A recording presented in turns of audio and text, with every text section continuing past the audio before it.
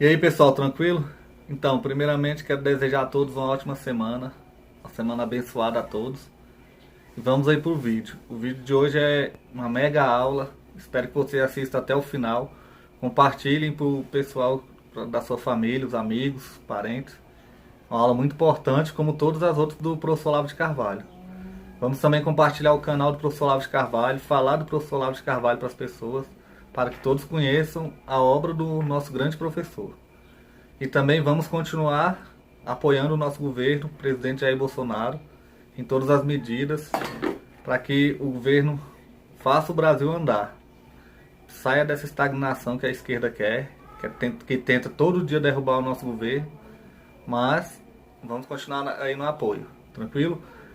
Então fiquem aí com o vídeo, segue a gente também no Instagram, no Telegram. Quem puder, seja membro ou apoie nosso canal. A gente precisa muito do apoio de vocês.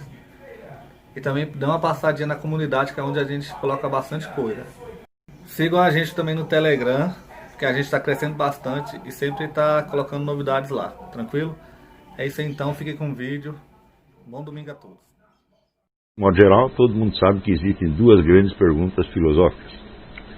A primeira é aquela formulada por Leibniz: por que existe o ser e não antes o nada? Então seria a justificação da existência. E a segunda pergunta é a pergunta de Pôncio Pilatos: quid est veritas? O que é a verdade? Essa pergunta de Pilatos, ela tem pelo menos três sentidos. O primeiro sentido é você saber, dentre várias alternativas, qual é a verdade. Ou seja, isso é verdade ou aquilo é verdade, né? Então, dentre várias afirmações, umas são verdadeiras e outras são falsas. Então, o que é a verdade pode-se apenas estar designando quando que esse atributo verdade pode ser atribuído a esta ou aquela afirmação, a esta ou aquela crença. Esse é o primeiro sentido. O segundo sentido é em que consiste o ser verdade. O que é ser verdade? E este é o sentido decisivo, E o terceiro sentido, evidentemente, se ele levanta a pergunta quid est veritas, é porque ele está em dúvida. Então, é assim, como conhecer a verdade? Então, a pergunta contém essas três acepções ao mesmo tempo. E a situação se torna bastante irônica, porque ele tinha diante dele aquele que disse: eu sou o caminho, a verdade e a vida. Então, de certo modo, ele estava vendo a verdade, mas ele estava com alguma... embora a verdade estivesse fisicamente presente, por assim dizer, para Pôncio Pilatos isso não resolvia grande coisa. Porque quando ele pergunta o que é a verdade, ele está se referindo a alguma verdade que ele pense, que ele possa pensar. Então, onde a presença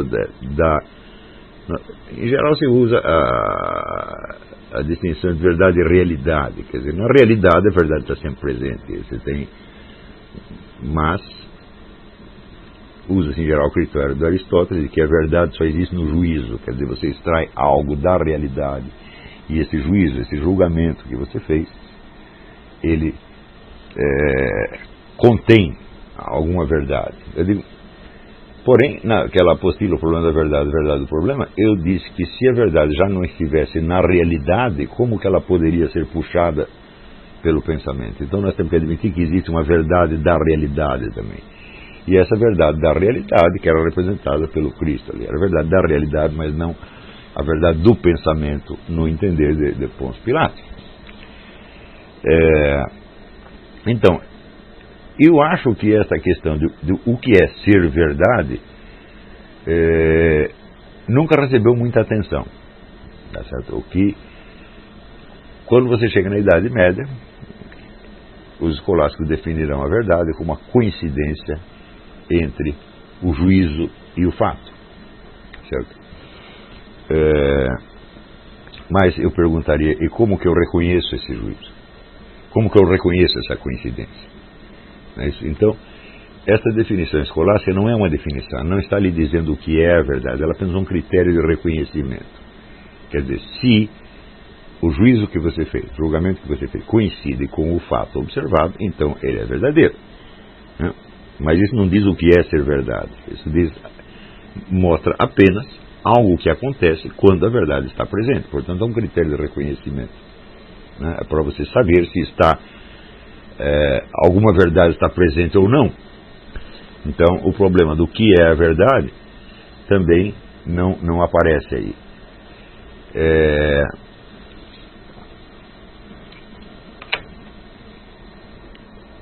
E também, você vê aqui, nessa mesma época, existe toda uma corrente de pensamento que, constatando que, por um lado, se exercitando no uso da razão, a lógica obteve um desenvolvimento extraordinário nesse período, né?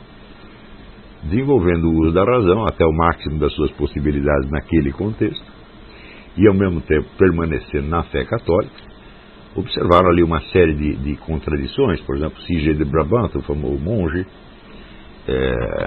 que era lá superior do mosteiro, ele dizia: nós não podemos pela razão demonstrar que um corpo gerado reaparece não gerado. Ou seja, nosso corpo existe aqui, ele morre e depois ele reaparece depois do juízo final, mas ele não foi gerado. Quer dizer, como é que aquilo que por natureza é gerado aparece de uma maneira não gerada?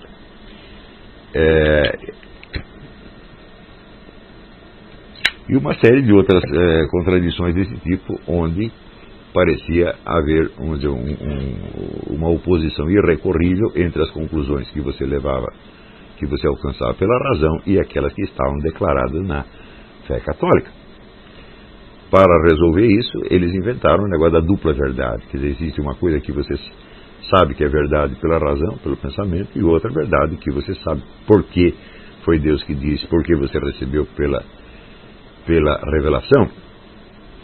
Mas daí Santo Tomás diz: olha, o que você está dizendo é que a verdade da revelação é algo cujo oposto pode ser deduzido desde princípios autoevidentes. Então, o que está querendo dizer é que isso é uma falsidade. É isso? Então, isso evidentemente não pode ficar assim, nós precisamos dar um jeito.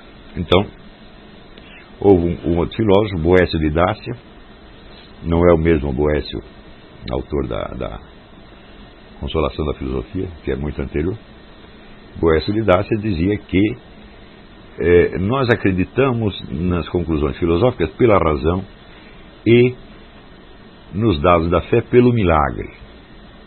Bom, mas é evidente que isso também não resolve, porque sem o uso da razão não adianta você ver o milagre, você não vai tirar conclusão alguma dele. Então, mesmo porque também o problema de você saber se é um milagre ou se é uma falsificação também é um problema que incumbe 100% a razão. E, mais recentemente, surgiu no século XX, depois do Concílio Vaticano II, surgiu o seguinte problema.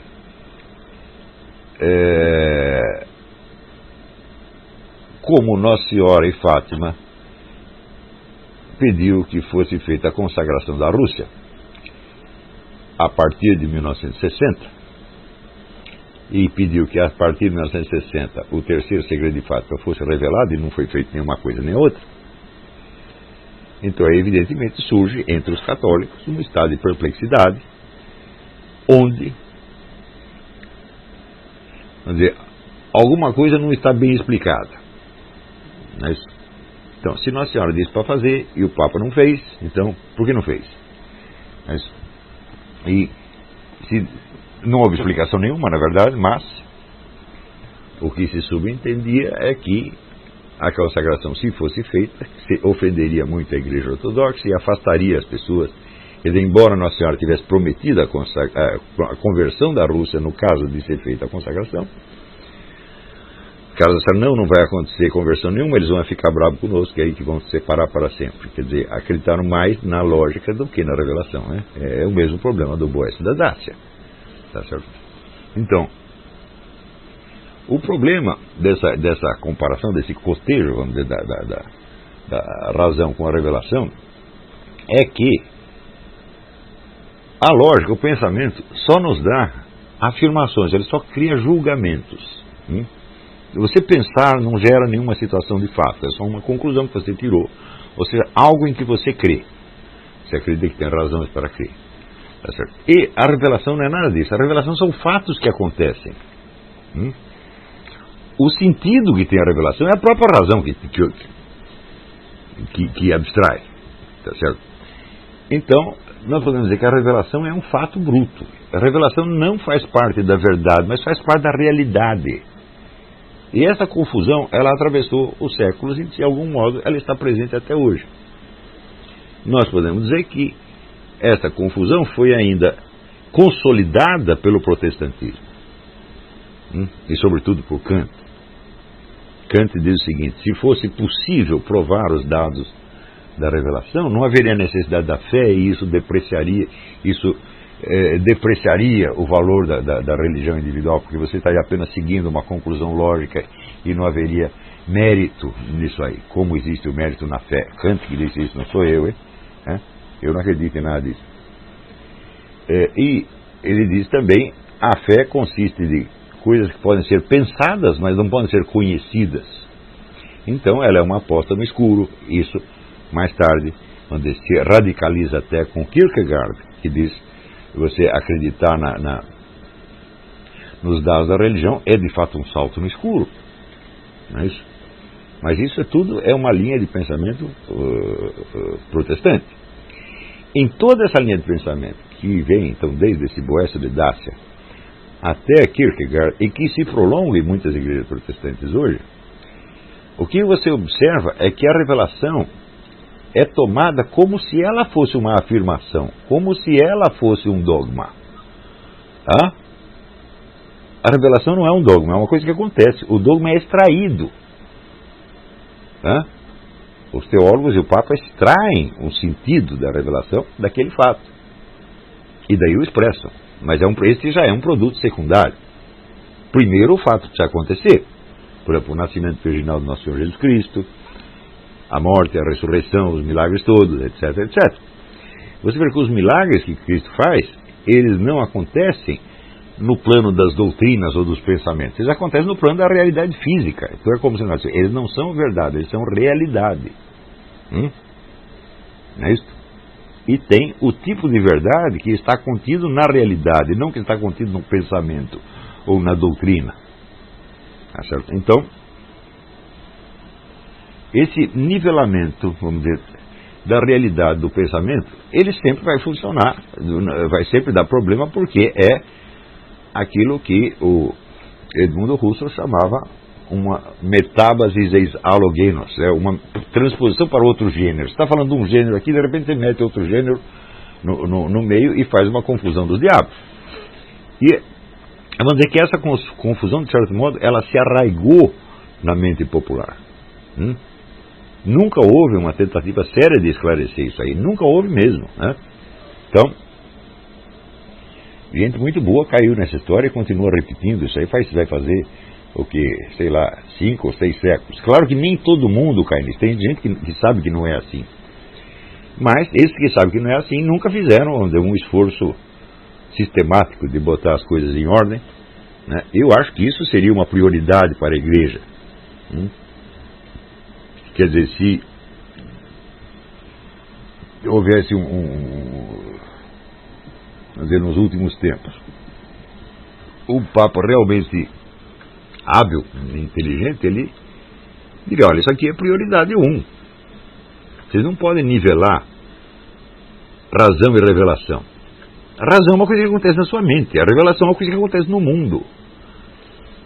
Então, a revelação remete àquilo que dizia Santo Tomás de Aquino. Nós falamos com palavras. Deus fala com palavras, coisas, atos, acontecimentos, etc, etc. E não tem como você nivelar as duas coisas. O sentido que você atribui a esses fatos é obra da razão, não da própria revelação. Não é isso? Tanto que a própria revelação, ela tem que ser objeto de discussão durante séculos. Por exemplo, como de onde sai o dogma da igreja? Você reúne lá os teólogos, eles ficam discutindo o que quer dizer isso exatamente. Como é que devemos interpretar? Sim, no fim chega a uma conclusão. É isso. Às vezes leva 10 séculos para tirar isso aí. Ou mais, 20 séculos. O dogma da Imaculada Conceição de Maria é do século XIX. Quer dizer que levou 19 séculos para o nego tirar uma conclusão.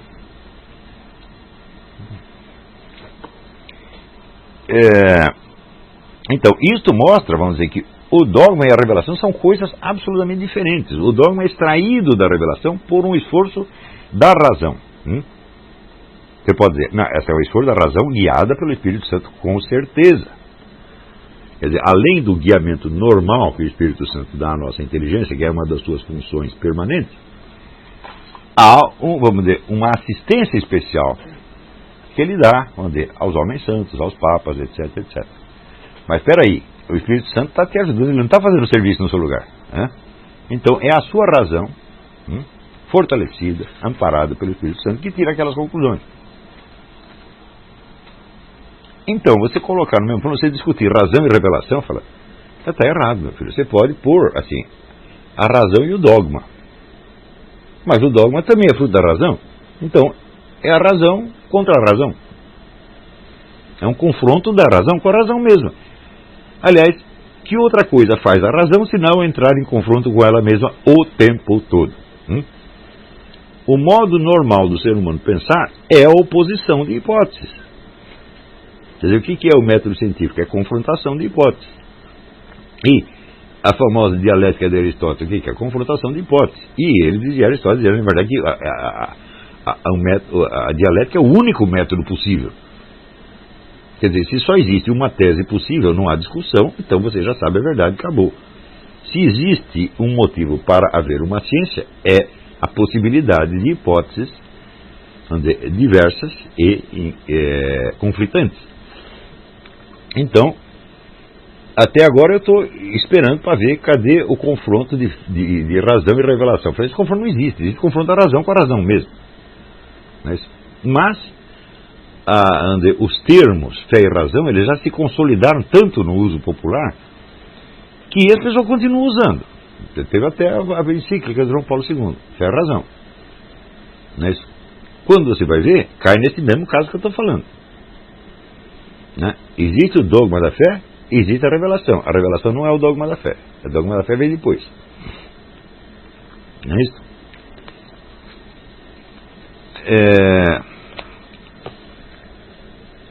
Então, no meio dessa situação de perplexidade criada pelo caso de Fátima,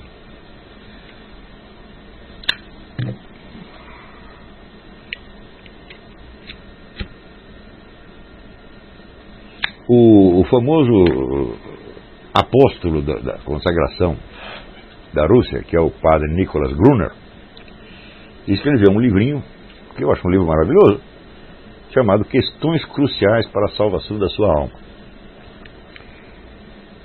E onde ele diz, vamos dizer, que a desobediência, a recusa de seguir a instrução dada por Nossa Senhora em Fátima, coloca toda a igreja em risco, inclusive o próprio Papa. E que muitas pessoas, vamos dizer, não querem discutir o assunto porque houve uma declaração de Roma dizendo que, sobretudo do cardeais Bertone, Casaroli e outros, de que a consagração já tinha sido feita e de que todas as profecias já tinham se realizado. Presta atenção, já está realizado, acabou, não precisa mais se preocupar com isso. Quando veio o Papa Bento XVI, falou, aqueles que pensam assim estão se iludindo, ou seja, estão se enganando a si próprios. Porque a profecia de Fátima diz respeito ao futuro e não ao passado, ou seja, são coisas que não aconteceram ainda e que vão acontecer. Quer dizer, o próprio Papa falou isso. Então, quer dizer, você tem, por um lado, a declaração oficial da Secretaria de Estado dizendo que a profecia já se realizou. Ele depois vê o Papa e diz, não se realizou.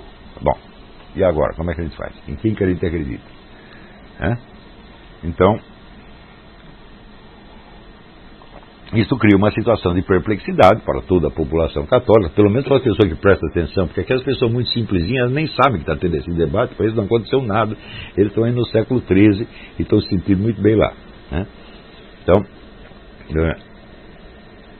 eles estão, de certo modo, protegidos pela sua ignorância. O sujeito que é analfabeto, ele é protegido pelo seu analfabetismo de adquirir um analfabetismo superior. né, e mais difícil, que é o analfabetismo das universidades, da mídia, etc, etc. Então, ele permanece no estado mais primitivo, que de algum modo é mais saudável. Quer dizer, como diz o Thomas Sowell, né, quer dizer, os cientistas estão procurando a inteligência artificial, as universidades estão transmitindo burrice artificial, né? Então você fica com a burrice natural, que é melhor do que a burrice artificial. Então, o padre Gruner, ele coloca o seguinte problema. Ele diz, o que falta em toda essa discussão é o senso da verdade. E ele diz, não adianta você seguir a autoridade do Papa e você seguir o dogma se você não tem o senso da verdade. Mas olha que coisa terrível. Quer dizer, você está lá obedecendo o Papa mandou fazer assim, assim, você obedece.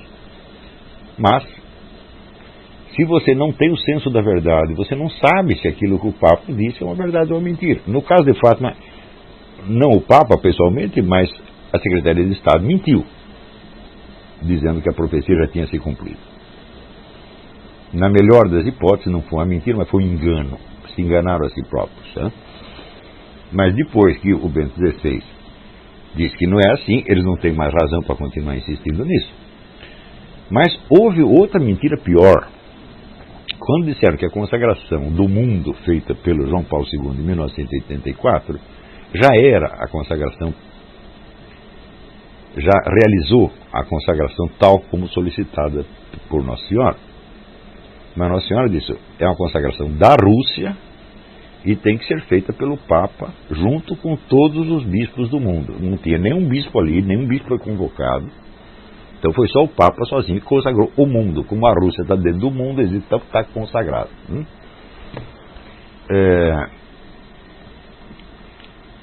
E disseram que a irmã Lúcia tinha confirmado isso. Ora, o padre Gruner dá ali várias mensagens endereçadas pela irmã Lúcia a várias pessoas dizendo que não foi realizado. Então,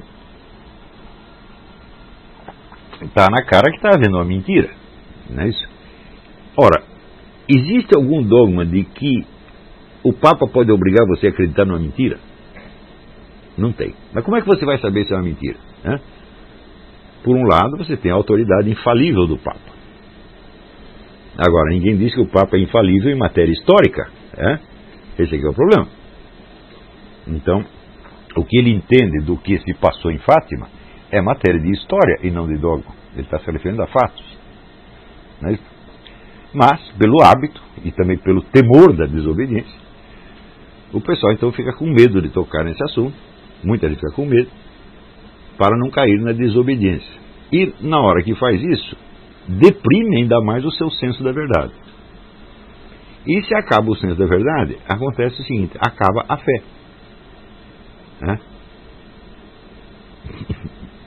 Então, daí acontece aquilo que diz o Dr. Júlio Flesch, uma crise de fé. O problema não é isso, aquilo, o problema é que a pessoa perder a fé, Ou seja, perder a fé significa não que você não acredita mais, mas que o conjunto das conclusões que a Igreja foi tirando da revelação ao longo do tempo, que forma, vamos dizer, um núcleo, tá certo, daquilo que você tem que acreditar e que está condensado no credo, acaba sendo mudado.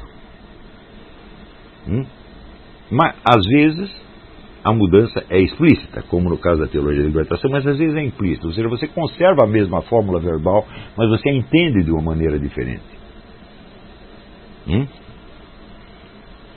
Então não é necessário dizer que desde o Concílio Vaticano II, todas essas interpretações exóticas proliferaram de uma maneira extraordinária. Quando você vê esse pessoal tipo Bultmann e outros, que partem para o que eles chamam de desmitologização, quer dizer, tratando a revelação bíblica como se fosse um conjunto de mitos. Quer dizer, bom, ela tem um alcance mítico, sem dúvida. Porém, existem mitos que foram inventados e contados por pessoas, existem mitos que aconteceram. Não só no cristianismo.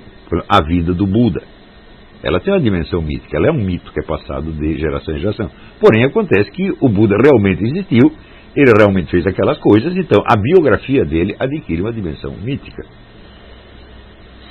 No Islã, a vida de Maomé, as batalhas, o encontro dele com o arcanjo Gabriel, a fuga para Medina, depois a vitória militar, etc. Tudo isso tem uma dimensão mítica para os muçulmanos, mas aconteceu de verdade.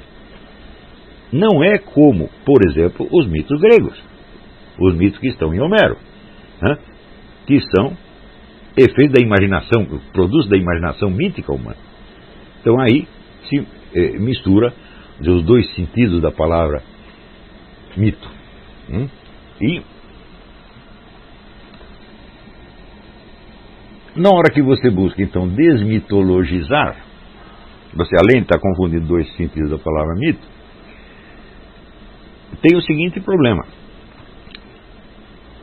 Se a verdade da fé que está contida no mito, se ela não vale, exceto em sentido mítico, qual é a verdade efetiva que está lá dentro? Só resta uma verdade, que é a verdade da ciência física. Então, quer dizer, você vai ter que substituir tudo aquilo, tudo o que a tradição lhe ensinou, passa a ser uma expressão mitologizada de verdades que estão na ciência física. E aquilo que não cabe na ciência física tem que ser excluído. Portanto, digamos, a multiplicação dos pães não foi uma multiplicação. Aquilo é apenas uma figura de linguagem que expressa, vamos dizer, a divisão da propriedade, né? A socialização da propriedade e assim por diante. Tem uma série de pataquadas desse tipo. Então, o problema central é esse que falou o padre Gruner. Eu acho que é a coisa mais dramática que alguém falou no século XX. Sem o senso da verdade não existe nem mesmo a fé. Não. Esse aqui é nosso estúdio aqui improvisado. A gente teve que mudar do outro lá. Tô aqui gravando aqui no meu quarto. É isso aí. Bola pra frente. Quem puder, apoie o nosso canal, seja membro. Agora a gente vai ter vídeo semanal aí sobre o governo Bolsonaro. Em apoio aí ao governo. Vamos fazer direto. Tamo junto aí. E bola pra frente. Valeu, forte abraço. Na comunidade a gente sempre coloca link dos livros. Tem esse livro aqui, Política, Ideologia e Conspirações, que é muito bom. A Corrupção da Inteligência, de Flávio Gordo. Tudo tem lá os links. É da Amazon. Você pode comprar que o livro chega na sua casa. Dá essa força aí pra gente. Compra os livros com a gente. Beleza? Segue a gente no Instagram, no Twitter. E se inscreva aí no canal.